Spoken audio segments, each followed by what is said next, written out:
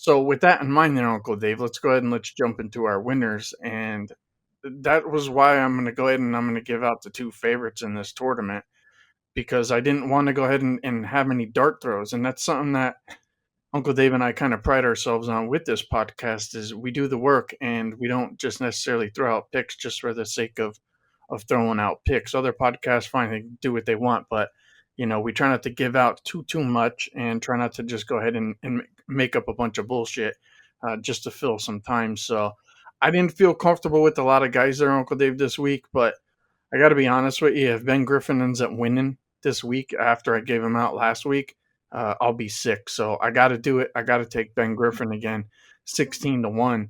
The guy's just been simply just too good. 5 straight top 15 finishes in a row. He's only been here once, and the dude finished fifth. Another guy who's not long off the tee, but like you just talked about before, this isn't necessarily a course that you have to be long on.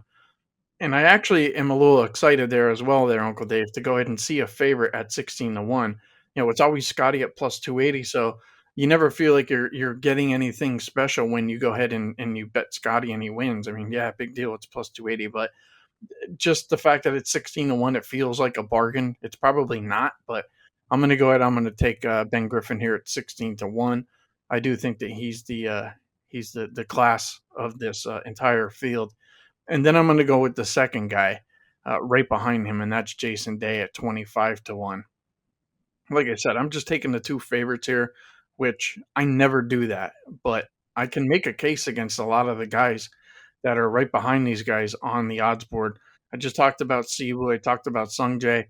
Not very good. Thorbjorsen and Pat Jeter, obviously those guys, there's at least a decent chance that those guys ends up letting down. And Denny McCarthy scares me. I'll be honest with you. He's like the one guy that does scare me. JT Poston, Thompson, and Clanton, I just don't see it.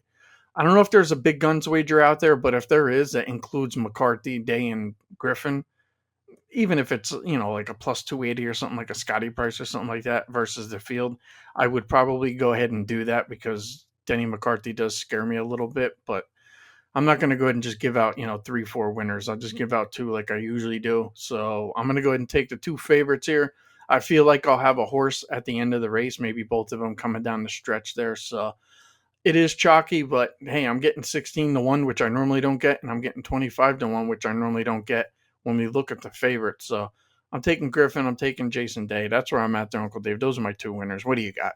Yeah, I mean McCarthy scares me too a little bit, and I don't know why I don't have him. So, somebody out there might want to use him somewhere. He's an absolute elite putter, and his approach shots are up there with the best of them. So, yeah, he's definitely a guy that if he won would not surprise me. But you mentioned Luke Clanton, and I did take him at 35-1, and I don't know why. It's only in a field like this when a player who's never won has odds that short. But he's also top 10 at this course in event history. Now, that's not saying he's been there 5 years, but he does have a track record here.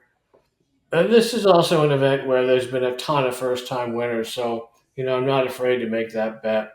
I mean, the kid's had 4 top 10 finishes in 16 events. So, yeah, it's a high variance bet, but one I don't want to leave off.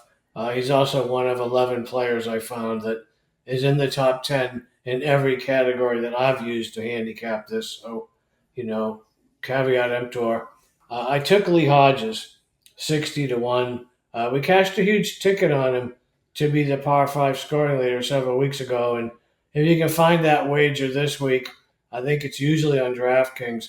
There's no reason not to bet it again. But much to my surprise, when I started digging here, he's also 25th in shots gained total on tour, and 29th in shots gained on approach, and he's above average putter that's 17th in greens in regulation. So I don't know what more you want for a guy that is listed at 60-1.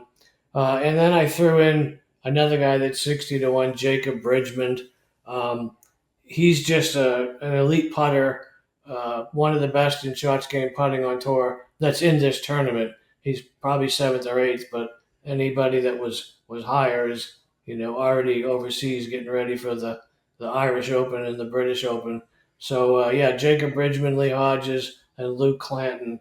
Uh, because I knew you'd take the chalk, Sleepy, so I decided I would take the Flyers.